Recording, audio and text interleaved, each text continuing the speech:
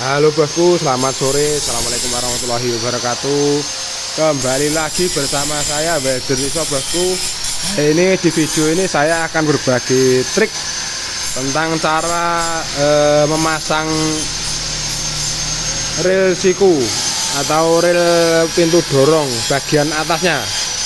Nah, ini untuk ril menggunakan siku. Untuk ukuran sikunya saya pakai 4x4. Seandainya kita menggunakan ril siku yang lain, siku ukuran yang lain maksud saya.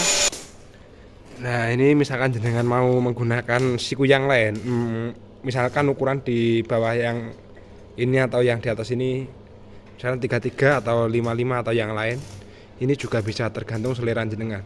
Nah, ini kita tinggal pemasangan tutup samping.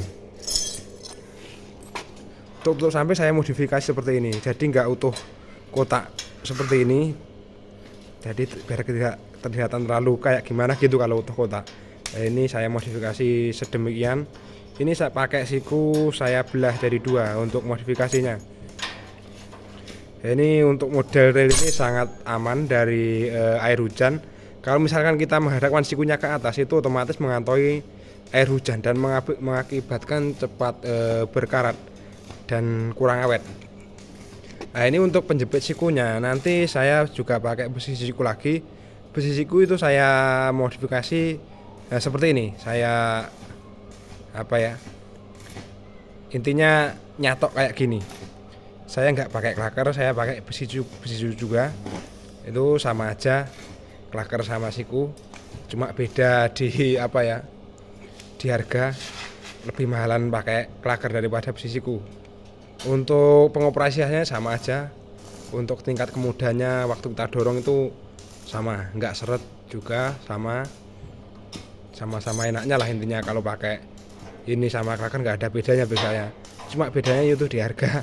Kita harus beli klaker, kalau ada siku ya harus, kalau saya pribadi pakai siku seperti ini. Nanti kita tutup.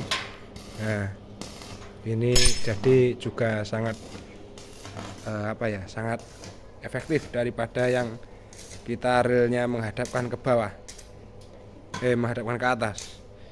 Nah, ini untuk pengelasannya kita las bagian dalam ini sama bagian sini nanti. Nah, ini luar dalam kita las nanti.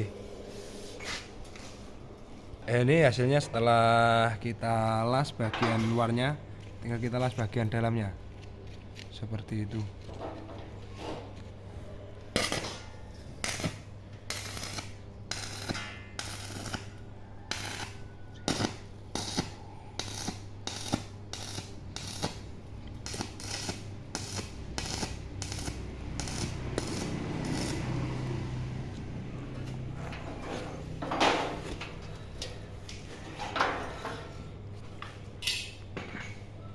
Nah, untuk bagian pinggir harus kita las full seperti ini supaya benar-benar kuat dan nggak lepas.